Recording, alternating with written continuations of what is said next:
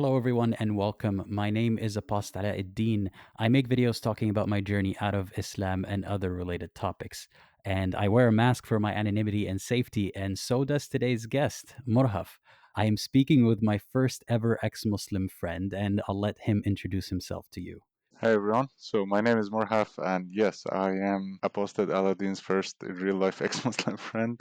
I'm also from the Middle East like him and left Islam a little over a decade ago now. Yeah, so he's kind of a veteran compared to me. When I say it's my first ex Muslim friend, I mean the first ex Muslim that I've met in person and continued to be their friend. Because a decade ago, I met a bunch of people from a Muslim background who didn't practice or said they were atheists, but I avoided them like the plague. But I actually kind of sought him out in a sense.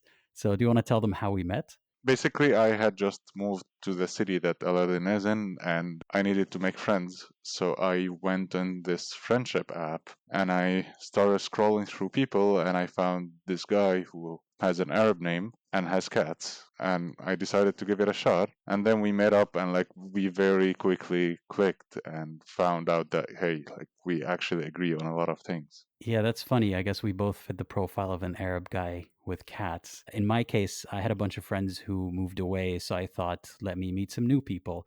And since I'm no longer in school, I found that that was the best way to do it, especially since I no longer work in an office. So I downloaded that app and I started swiping. And the first person that I swiped on and the first person I started talking to was Murahaf. We did this sort of back and forth where we're trying to figure out if the other person is religious or not, but that was after we actually met in person. It's also challenging because you always want to figure out whether the person you're talking to is actually a believer or not, especially when they're Arab, because you want to be their friend. You have this shared background and shared experience, but also you don't know how much you can confide in them. And I actually have another friend who I knew back from home and who was religious, as far as I knew. Accordingly, I blocked him on as many platforms as possible, but somehow he managed to find his way to me and like kept insisting we meet up. And eventually I found out that he was also ex-Muslim, and he had inferred that I was ex-Muslim because of the blocking. Actually, like he kind of seeks out the people who block him because he knows why we're doing this blocking. So he must have been really obnoxious about his beliefs then for a lot of people to block him. You want to share your photos on Instagram, maybe with your partner, maybe doing something considered haram or whatever. You don't want to share it with everyone you know, so you seek out the people you've known as religious, and you kind of just block them as a way like to create a clean slate. Right. And the way that I figured out that you're not religious is essentially when you asked me if I drink or not when you were ordering yourself a wine with dinner. And even then, I couldn't figure it out because I know Muslims who do drink. So I said, "Yeah, sure, I'll have a wine." And then I immediately started asking you, "So, are you just not religious right now, or do you not believe in the religion that we're supposed to believe in?" And that's how we started the conversation. I think the litmus test is not the wine, it's the pork. Once Right. someone eats pork, that then you're sure. Right. Yeah. So we quickly got to know each other, and then we've been friends for a couple of years now, I'd say. Yeah. So, what motivated you to come on the channel and have this chat with me? First of all, I love your channel. When we met, you told me you had a channel, and eventually I found it out and I started following you. And I definitely like your approach. It's less about like, hey, let's disprove religion, which at some point grows a little bit repetitive. And it's more about, hey, let's create a community. Let's talk to people. Like you host a lot of these live streams. You bring Muslims, you bring ex Muslims, all of that. And I have wanted to talk about my experience for a while, and I thought, why not? Well, I really appreciate that glowing recommendation. And it means a lot coming from you because I respect your opinion as a person. And also because you have been, as you said, an ex Muslim for a decade now. You've done a lot of reading, you've done a lot of debating, as you're going to talk about later. You've done a lot of watching videos. So for you to find something interesting in my channel, despite being kind of bored of the topic in general, is really flattering. I'm glad that you found the channel, and I'm glad that you're here. And I'm looking forward to hear what you want to share today. I look forward to talking about it with you. So, do you want to start by talking about your religious background? Yeah, so I used to be very religious, let's say. My family were religious, but not very strict. But I was actually, in a way, the one who introduced strictness into the family. So when I hit the teenage years, my parents just put me in, like they sent me to a mosque to study Quran a little bit and memorize and whatever. And I took that and like just went along with it 100% in a way, making sure that I'm going to prayer in the masjid, in the mosque, 5 times, including Fajr, as much as I could, obviously. Like, sometimes I didn't wake up or whatever, but I started becoming very strict about my religious adherence, and I started memorizing Quran. I started studying different things, hadith, aqidah, theology, fiqh, obviously, and jurisprudence and other aspects of Islam. And I ended up memorizing the whole Quran eventually and getting a small, nice certificate. I was an adamant believer, and I believed that I had this idealism. I had this desire in me as a teenager to change the world, and I saw that this for this to happen, it has to happen through religion, and that was like the biggest motivation for me to being very strict with religion and like following it as closely as I could, because I really believed like, hey, this is the way we want the world to become a better place. This is the way. This is where it all began. So I know based on a lot of stuff that you told me in the past that you're very activism minded. You, at least at that stage of your life, you really wanted to change the world. So you're saying that Islam was your answer to how to change the world in a positive way. Absolutely. There's no lack of ayat and hadith and whatever. Like, إن الله لا يغير ما بقوم حتى يغيروا ما بأنفسهم. Like, God only changes the state of people when they change what's inside of them or something like that. And just plenty of other hadith that are telling you, like, this is the utopia you're searching for. So how did you envision that happening? Or how did you hope that would happen? I mean, I was a teenager. I didn't have something very clear in mind, as much as like we all start doing our dues, we treat each other well, we abide by the teachings, we pray, we fast, we do qiyam al-layl, we don't lie, we don't steal, we don't bribe, and bit by bit the world becomes like God makes the world a better place once we have done what we have to do. Oh, so it's not that our behavior alone is going to fix the world. It's that God is going to grace us with peace and prosperity if we behave well. I think so. I mean, there was also a belief that like you have to act, it's not just gonna magically happen, but that in a way it was the prerequisite that you're gonna begin from. And when did your outlook on activism or changing the world change? Actually, I come from Syria. For those of you too young to know, a little over a decade ago, there was the Syrian revolution where my activistic, idealistic mentality went to its max.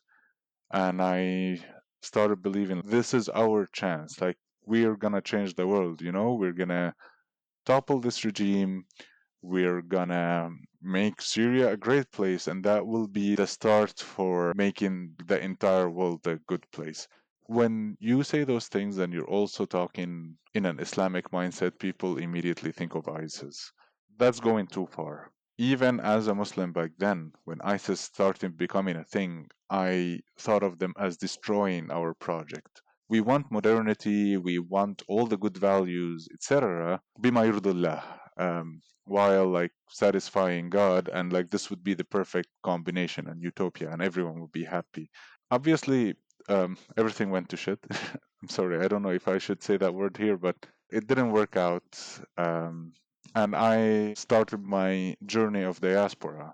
I think the first chirp in my belief was just the sheer psychological weight that I was carrying, especially that when I left, the revolution was still kind of going, and I felt that I was abandoning it in a way, but at the same time, it was like becoming very hard to stay. I was going through borderline depression probably for a period of time. And at the same time, I was like now outside of Syria. I was studying in university and I was seeing the real world in front of me in a much wider scope.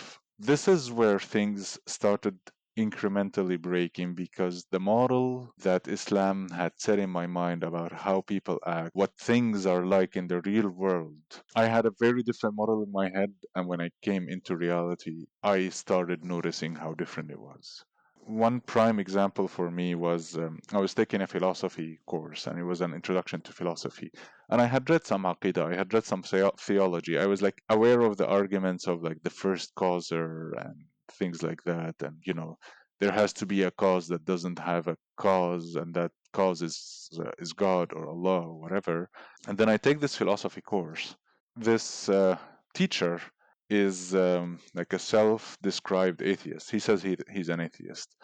Um, I'm like, okay, well, you're an atheist. I know how you're gonna act. Islam has told me how you're gonna act, right? You're gonna try to show me the wrong in my religion, and you're just gonna like try to find any argument against religion. As we were progressing through the course, as we were talking about different topics, not even about religion, I found it very interesting that he would find holes in the arguments of the atheists. And like sometimes he would also support the arguments being made by the believers. That was the first thing that kind of began to shake my belief, right? Because for me, you're atheist, you're evil, you want everyone to go to hell or something like that, and like you know the truth, but you are being too arrogant or whatever. You have made a video about that. Like that was my model, and this guy just was not abiding by the model. And this was the thing that started shaking my belief, on top of all the psychological weight and all the things that I was going through. And then I remember like one thing that really shook my belief was that I had read the books of Aqidah. I have read the arguments that the atheists make, and the argument that there must be a cause that doesn't have another causer just answers all of them. And then I look into the philosophy discussion, and it turns out that like even this has responses, and there's details, and there's just so much more beyond what we were taught. There's just way more options, there's way more answers, there's much more complex discussions about everything, even if none of them are conclusive. But I just also felt betrayed because reading these theology books, they had made the thing seem so simple. It's like a response that you can answer in 10 seconds and you're done, you move to the next thing. And it was like just much more complex than that. This is the point where I remember that I have decided to put my faith on hold until I get more information or I learn a little bit more. That seems to be a common theme with a lot of apostates that I've spoken to, is that they don't immediately leave the religion once they find issues or once they can't answer a certain problem in religion. Usually they put things on hold, especially if they're at an earlier stage of their life, in their youth, because there's other stuff going on in life that you need to pay attention to before you just pause everything and try to figure out if life has meaning or not. It's a huge question. So that's understandable. And I can imagine a Muslim watching this, screaming at the screen, saying, or typing in the comments, saying, but you left Islam because you were taught the wrong version of Islam. In Islam, we don't think of kuffar as simplistic, evil characters. That's just what you were taught. What do you say to that? Okay, I left this version of Islam. So there is, I guess, 70 something Shaba of Islam or something like that, and I left one of them. The reason of leaving is also the feeling of betrayal, because at first, when you're first taught religion, it's kind of like when you look at your parents when you're little and you see that your parents are like Superman, they're just so powerful, so capable of everything.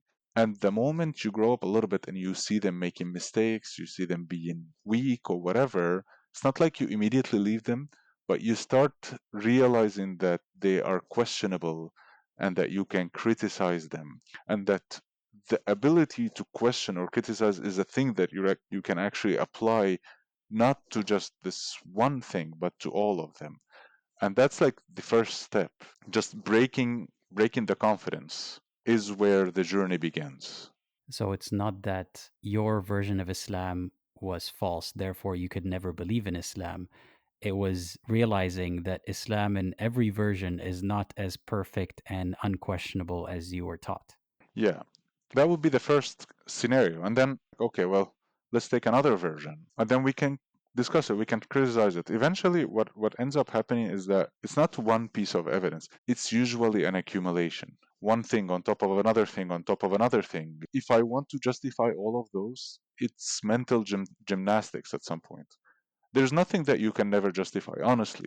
Any kind of argument against religion that you can bring up, someone religious can like bring you an interpretation where you're wrong. But eventually you find yourself just going through so many hoops to the degree that you realize at this point it's just me. I'm making this up, you know? And this is when you realize, okay, I just have to like get rid of this whole thing.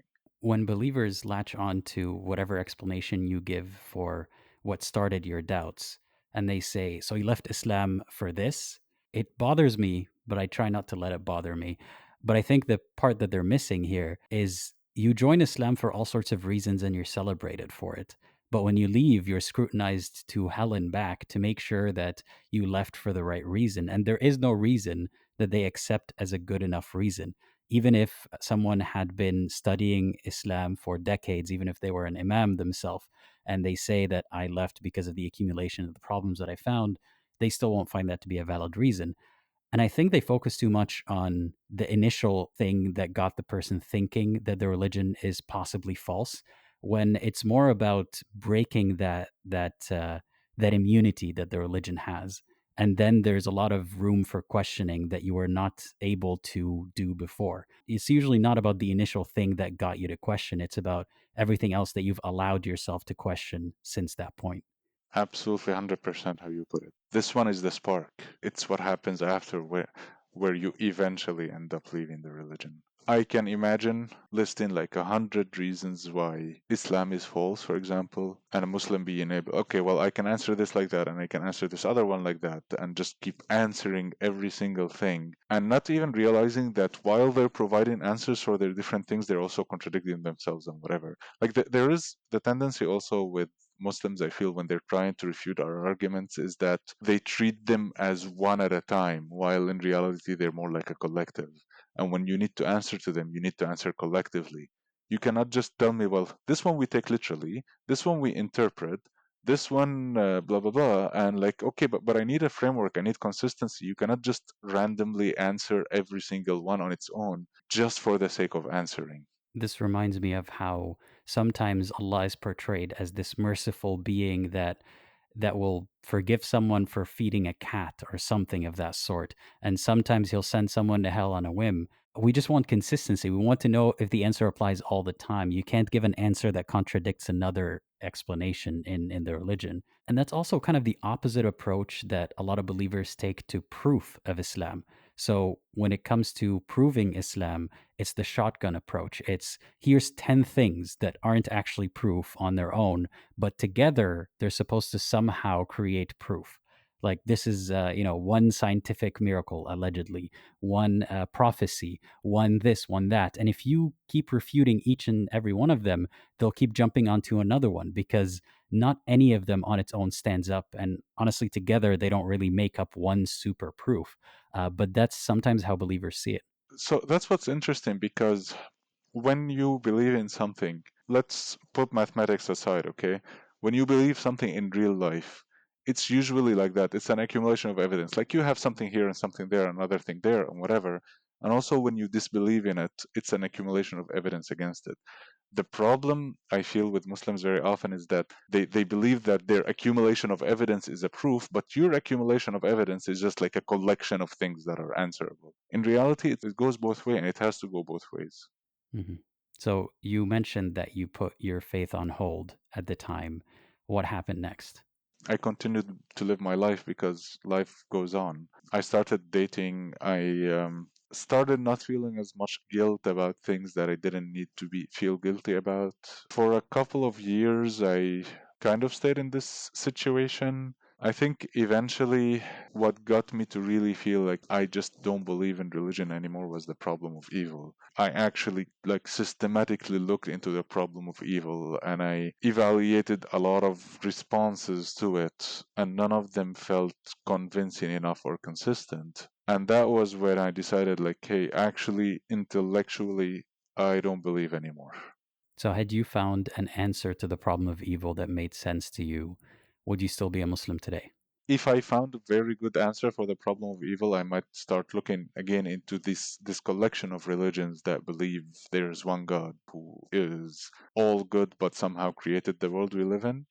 Because that would not be just Islam, right? There's Judaism, there's Christianity, and maybe there's others. This problem of evil is a problem only for this class of Abrahamic religion in the world we live in. Some other religions have a good God and an evil God, and the problem of evil is not as bad for them. Some religions are polytheists. Some other religions don't even have a God in a way, or like God is the universe in a way. So it wouldn't be sufficient on its own, but it might be a little bit of a push in that direction. In the direction of religion in general, or religions that have a God that somehow deals with the problem of evil. Yeah, I guess so. Like at least it would be one obstacle out of the way. Again, you would need accumulation of evidence. It's never like one thing and you're again a believer. So when you admitted to yourself that you don't believe in Islam anymore, how did that look like in your life, and how has your life changed since then? I mean, not much more, not that much. One thing is that I became a little more comfortable with eating pork. I tried pork; it's delicious. I still don't eat it that much, but it's nice. I increasingly started like feeling less and less guilt about a lot of stuff. I'm obviously still a good person. I still try to be good to the people around me. I still try to contribute to society, to even do things without reciprocation, right? Just because I feel like, hey, this is the right thing to do regardless of the fact that there's no hasanat. It just feels like this is the right thing to do, and I feel good about it, and I feel good about who I am when I do it, so I do it. And it's just mostly has been a trip of increasing acceptance of myself, increasing pride in where I stand. And this is something that came up with my relationship with my family. But in the beginning, I was not very comfortable stating non-religious inclinations in front of my family when I meet with them and they want to pray, and I'm like, okay, I'm gonna act prayer with you, and that took a while actually for me to like eventually feel empowered enough to be like, yeah, I don't want to pray. You can go pray on your own. But yeah, it's a journey for sure. That in particular is something that a lot of apostates struggle with, at least apostates from Islam, that we would be adults in our 20s, 30s, even maybe 40s, who still act in front of their family as if they're Muslim because we're not used to confronting them, and especially not about such a heavy topic that understandably might make them lose their minds, for a lack of a better term. I mean, I get where they're coming from too. They might think that you're telling them the news that you've accepted the contract to go to hell forever, and they don't react to that well. So something as simple as refusing to go to prayer with them, or not acting like you're praying 5 times a day when you're around them, could give away your status as a non-Muslim. So it's not the way that a lot of Muslims assume and condemn us for, that we immediately want to rub our new beliefs or lack thereof in the faces of our family members. We just cannot exist as apostates unless we play by their rules and tiptoe around what Islam mandates that we do and act. I would not do Islamic things, but I still to this day sometimes abstain from doing non-Islamic things in front of my family, especially like if they're visiting me and we're in a restaurant and like there's wine or there's something that has alcohol in it or whatever, I won't order it, or obviously I won't order the pork in front of them or something like that. But at the same time, like if my mom tells me like read Al-Fatiha for this relative of us who had died or something like that, I would just tell her like Allah yarhamu, like may his soul rest in peace. But like I wouldn't read Al-Fatiha. I wouldn't do something that I like really don't want to do, if that makes sense. Yeah, we have to set the boundaries somewhere, and I am proud of you for doing it. And I know that some of us even feel shame in how long it takes us to get to that stage, if at all. And some people never get to that stage. And you don't have to, every situation is different. Some people are more empowered or safer to do it than others. So everyone is different. But I'm glad that you took that step, and it's important, it's necessary. And I, like you, I don't do things to aggravate them. I don't do things that I know will upset them, at least not in front of them. But at the same time, I don't placate them anymore. I don't act just to make them happy. I have to draw those boundaries and let them know that this is what I am, this is who I am, and I'm not going to just do what you want me to do just a little bit, because a little bit turns into a lot. And even if you do it without niyyah, without intention, it doesn't really count. So why are we doing it anyway? It's just performative. Yeah, it is 100% performative. And sometimes I'm not even performing for them, I'm performing for their community. Like at some point, when I visit my dad and it's like Friday and he wants to go to Salat al Jum'ah, Friday prayer. And at first, I used to at least just go with him for that one so that in front of his friends, his son who's visiting him also came to the Friday prayer. And this was one of the last steps that I managed to do, which is to accept that it's his thing to figure out. If he's embarrassed that my son did not come with him to Salat al Jum'ah, or maybe he could say, like, hey, he went to pray with his friends, or if he's feeling more courageous, he can outright say, like, I don't know, he doesn't want to pray. What can I do? But in either way, it is his problem to figure out, and I don't feel like I have to perform just so that in front of his friends he's not embarrassed. That is a huge aspect of the communities that we come from, is social status and what would other people say. Even though Islam supposedly says, no backbiting, you shouldn't be talking about people behind their back and all that kind of stuff, Oh, but it's they still do. something that is, yeah, it is very, very common. And it's almost like people in these communities fear the consequences of social outcasting or social policing or social gossip even more than they fear the consequences of the afterlife, or at least in a more tangible way. You know that the consequences of the social rejection, you can feel them right now. You don't have to wait till you die to feel them. So they act in many ways to please the people around them or to not be shamed by the people around them. But it's a good step that we need to take, is to acknowledge that as much as that sucks, as much as it may not be their fault that they were born into that community, that is a problem that they are adults and they should be able to handle in whatever way they see fit. Whether they want to continue lying and pretend as if their son is just preoccupied but religious elsewhere, or if they want to break the truth, that's their cross to bear, so to speak. Absolutely. So you left the religion, you told your parents. What does your life look like? It's a normal life, you know? It's much more realistic in a way. When I was a teenager and I believed in changing the world, I was also living in this like idealistic world where I believed that small actions can somehow magically lead to a much larger change. This was actually something that I really suffered with because you're a teenager, your hormones are flowing, and you're gonna end up committing one of those things. You're gonna end up looking at some girl, you're gonna end up, as a teenager, teenagers masturbate, and you're gonna end up doing things that are very hard to control and that are very, very normal as a human, as a teenager, as anything. There was this standard that I was living by that was causing me just tremendous psychological weight because every time I would sin and every time I would feel like this sin that I committed just took us one step away from the utopia or like from liberating Palestine or whatever context you want to put that into. And then you're like, okay, well, I have to do tawbah now. I have to repent.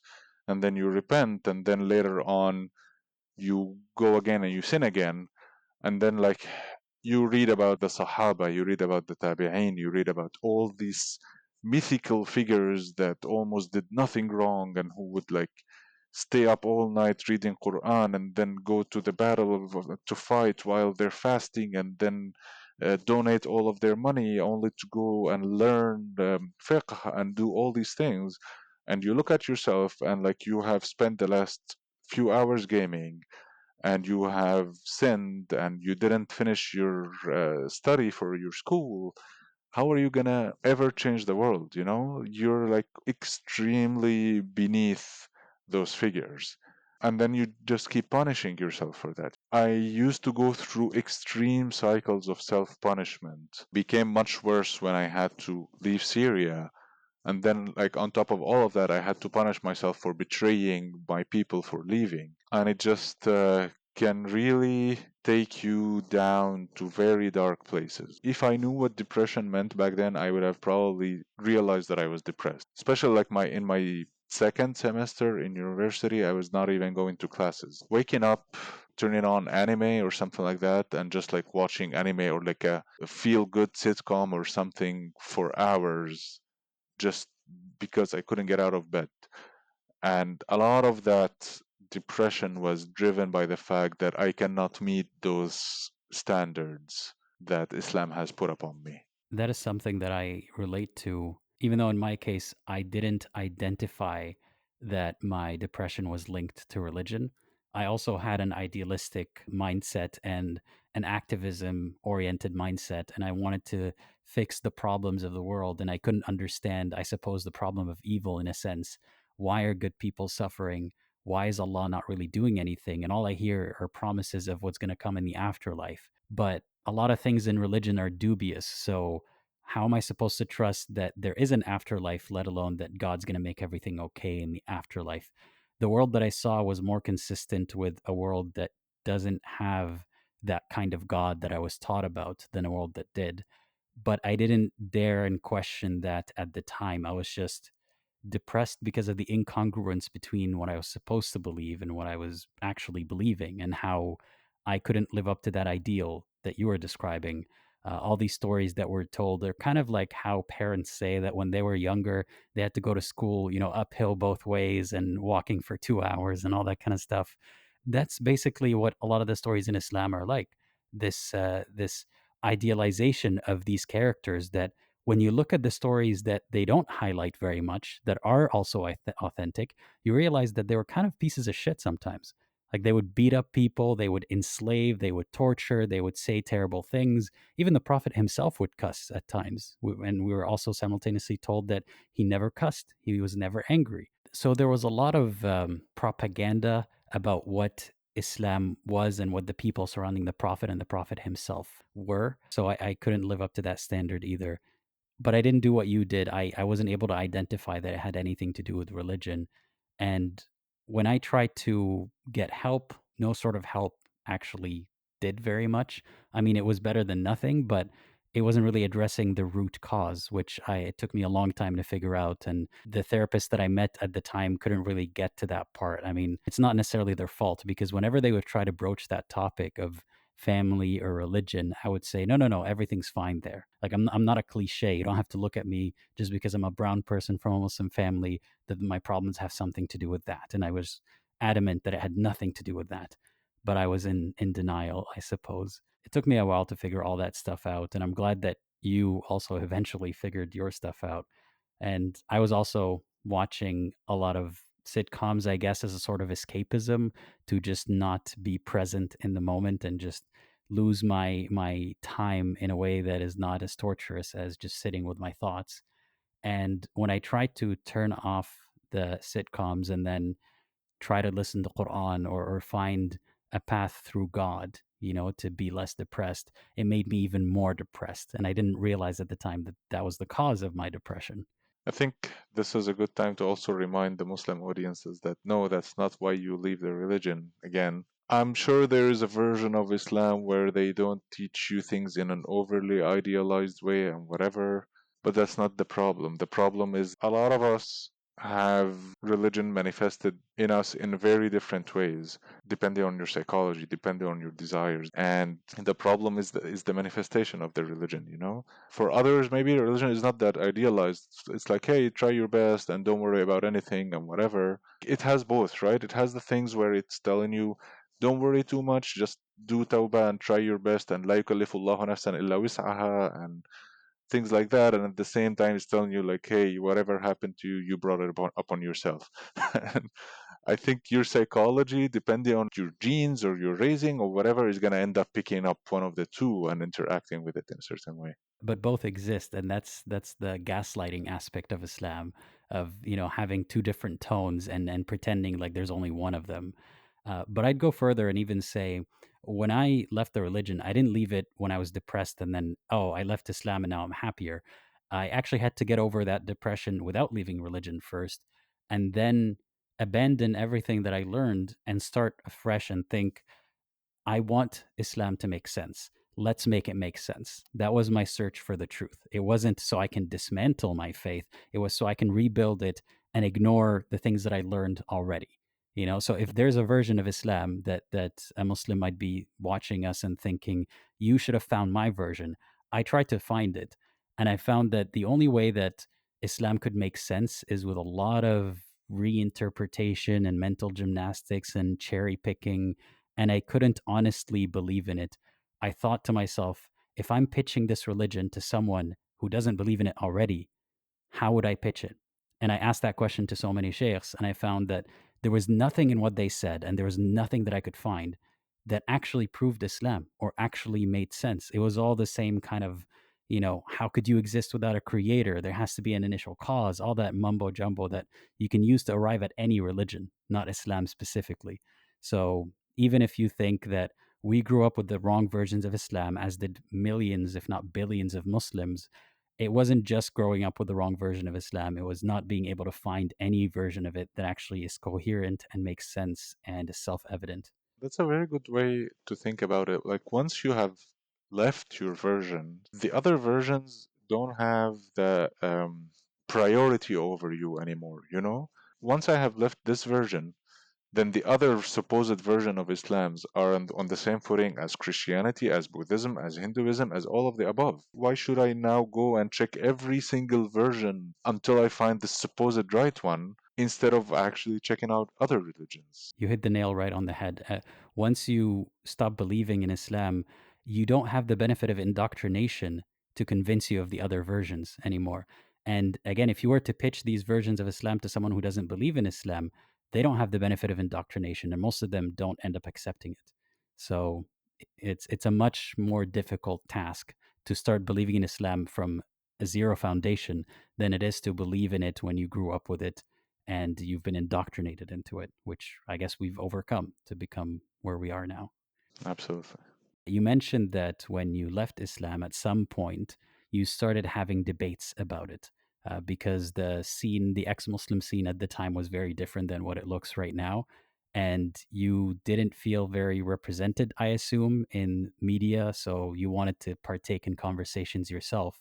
So tell me a little bit about that and how it went. And do you still partake in these conversations today? It's mostly like on Facebook groups. I don't fully remember how I stumbled upon this person and he added me to a group. I think the first time I remember participating in a debate about Islam, there was this person who posted like a post about scientific miracles of Quran and being like 1400 years ago, how did they know this? And Einstein has just found about that thing and whatever. And I found it very funny that I just couldn't resist like mocking it and bring in a lot of evidence how there's a lot of scientific mistakes. From my perspective, I would look at these scientific mistakes and I would see like it's obvious, it's wrong. This person doesn't know how the world works. And then I would find people doing just crazy mental gymnastics about like the meaning of the verse, the actual meaning. Like Dhul Qarnayn, for example, he was going all the way west and he literally reached where the sun sets and he found that it sat in a muddy lake or something like that. And you would find people that tell you like, no, he was talking about the perspective of Dhul Qarnayn, and that from his eyes it seemed as if it were like they would just make things up and make their god very random in his speech just so that he's not wrong. They make Allah sound like he's incompetent and he can't speak for himself. He can't explain what he's thinking. And especially that verse, I remember the wording of it very clearly. وَجَدَهَا تَغْرُبُ فِي عَيْنٍ حَمِئَةٍ. He found it setting in a muddy pool.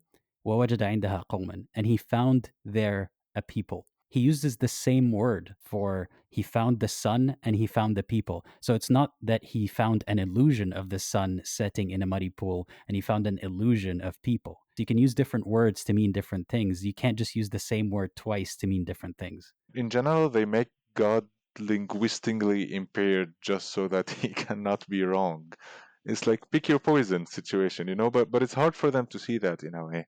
And this is kind of when I like would go into this group and people are posting things and I would respond to them, and I would also post things. I would explain my evidence very clearly. A lot of people would just mock me and say like, "Hey, you're stupid. You don't know what you're talking about," and they wouldn't even properly argue against me. They would just say that I'm wrong. For most people, it was just impossible to convince them. You would construct an entire argument that is so long with so much detail, and then they would somehow miss it. At least I think they would not understand what I'm saying, you know? They would just talk past me, maybe pick a specific word that I said and like overemphasize on this specific word that it's wrong or something like that.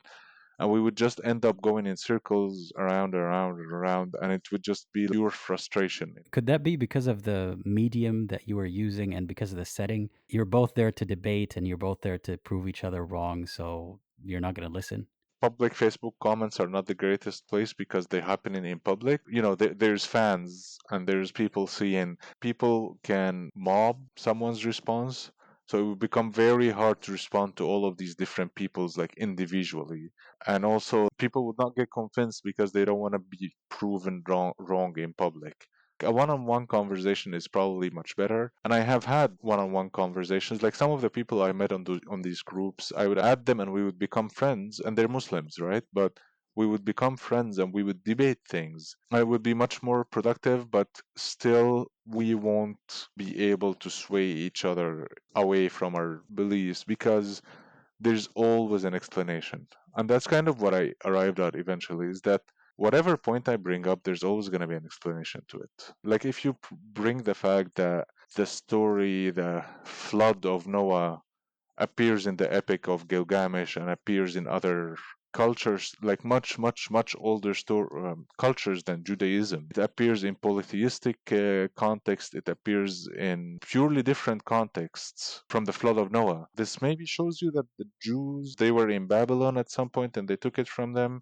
They're like, no, actually, you cannot rely on this evidence because maybe the flood of Noah happened and then those polytheistic people took it and changed it, and then Judaism came and corrected it.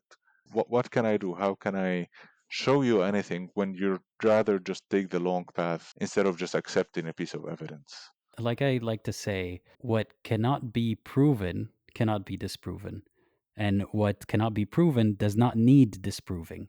So instead of getting into these arguments of trying to disprove that the Noah's flood happened, I'd rather get proof that it did happen. And there's not really any proof of that. And viewing reality, through a religious lens, you can't disprove it because you can't prove it. So it ends up being very exhausting because, yes, their explanation could hypothetically make sense. It just makes God sound silly in many ways. Like the explanation of all the religions that God have sent since the beginning of time have been corrupted except this one, which looks like it's very corrupted because people can't even agree on what it is. That's a very silly explanation.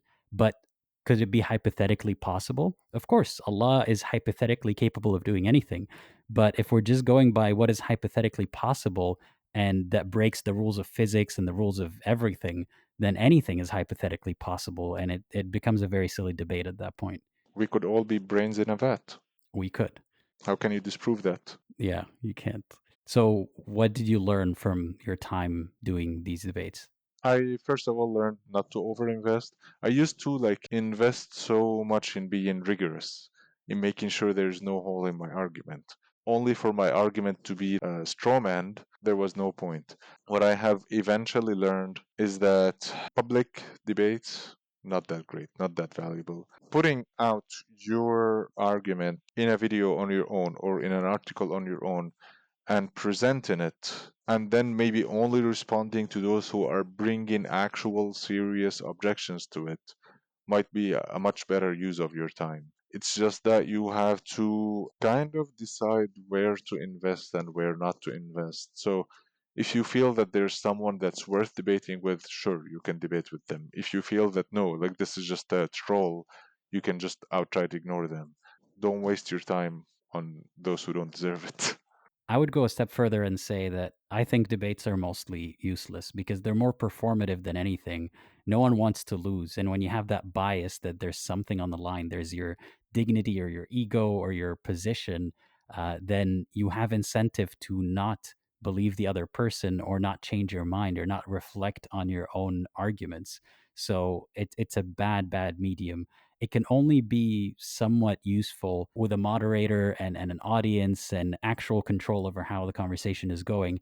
Then, yeah, maybe people can enjoy that spectacle. And the point is to demonstrate to the audience your point rather than demonstrate it to the other person. But in most debates that are less professional, it's kind of a waste of time and it's more of a popularity contest, in my opinion.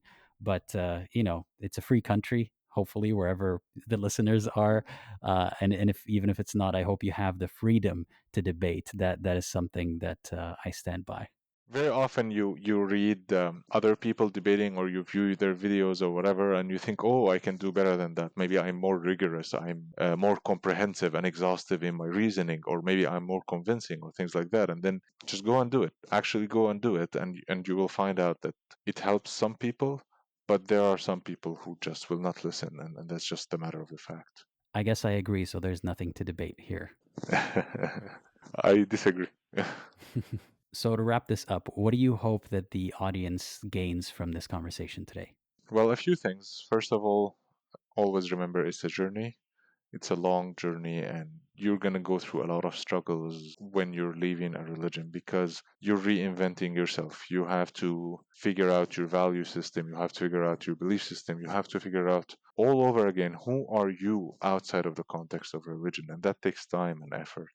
The other thing is that we're out there, like there's a lot of us, and a lot of us are hiding. It's very hard to find other ex-Muslims, especially like in the Arab world and whatever, because a lot of us just don't want the headache of putting ourselves out there and like screaming and like collecting ex-Muslim friends. If I manage to escape and I want to live my life, this obviously leads to a lot of isolation in people. But I hope that everyone who's watching knows that there's a lot of ex-Muslims, and I've had people reach out to me when they sense from me that I am ex-Muslims. I've had people reach out to me and tell me that they are as well, and it's much more than we initially think it is. I would encourage everyone listening to push boundaries as long as it's safe to do so, as long as it's reasonably safe to do so.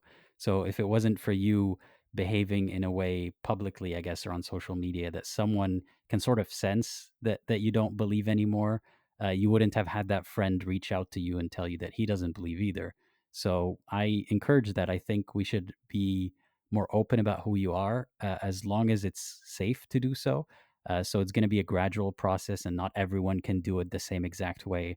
And that's kind of the reason why we have to, take risks, wear masks, and come out and have this conversation honestly, because it's a way to do it safely. One of the videos that you made recently that I really appreciate was about Ramadan and how like to deal with Ramadan as an apostate. And I loved what you mentioned because it had a lot of empathy. I can do a lot of things right now because I'm a full grown adult. I'm in my 30s. I'm living independently, have been living independently outside of the Middle East for quite a while now. And I just feel comfortable. I did not feel as comfortable, for example, when I was still financially or semi financially dependent on my parents. And it's totally normal. You're not a coward for not feeling fully comfortable with expressing yourself. I agree. And thank you. By the way, that video is over a year old, but I still appreciate the sentiment nonetheless. And I also want to highlight how you and I were both ex Muslims. We knew that the day that we met, but it's not all that we talk about and all that we do. Like, we've hung out a lot since we first met, and we go on trips together and everything. And the topic comes up every now and then because who else can we talk to about this stuff? But it's not the defining characteristic of our friendship, I'd say. Not at all, no. There was one time I remember you and I we sat and like we were debating this philosophical topic about ethics in the multiverse or something like that, and we like kept debating it for like over an hour and like finding different solutions and whatever. And there's much to be in an ex-Muslim beyond just talking about religion. Actually, like eventually, a lot of the details of the topic lose interest. You're like, yeah, whatever. It's great when you reach a degree that you can feel very detached from religion and feel like yet another evidence of its falsity is just another evidence. It's not world changing or something. And the reason why I call you my first ex-Muslim friend in this video is to kind of clickbait people or get their attention into watching. But I don't think it was clickbaiting in an unfair way because you are my first ex-Muslim friend that I met in real life. And I hope that people found this conversation interesting, even though it wasn't just about our friendship, I suppose, but it was a good hook. I appreciate you spending the time to talk to me about this today and being so open. I know it's not easy for everyone to share their opinions publicly and be scrutinized by a bunch of commenters, from all sorts of walks of life, but you did it anyway. I look forward to reading these comments. They're gonna criticize every single aspect about us. And there are a lot of supportive comments too, so let's try to be positive about this as well. Um, but yeah, thank you again for putting yourself out there and for having this conversation with me. Thank you for hosting me. This was a lot of fun and very much a pleasure. By the way, I've also had a conversation with my first ever atheist friend who's a completely different person. I'll leave a link to that in the description below if you'd like to watch that as well. We talked about our interactions back when I was a Muslim, so you might find that interesting. And thank you, everyone, for watching or listening, for making it this far. And thank you to our supporters on Patreon and YouTube and the donors. I could not do this without you. And as always, think critically and think for yourself. And consider watching one of these videos next.